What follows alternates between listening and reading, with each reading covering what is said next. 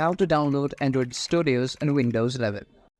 So in order to download Android Studios, let's first go to the browser and search for download Android Studios and open it the first week. And you will be able to see this interface. And simply click on download and click to agree terms and condition. And the file will be downloaded. And after the file is downloaded, click to open the file and the installer will start. And click to install the file.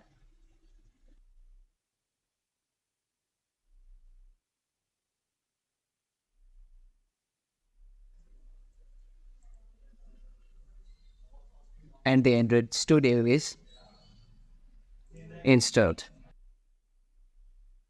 And from the plugin store, you can download and install the plugins that you need.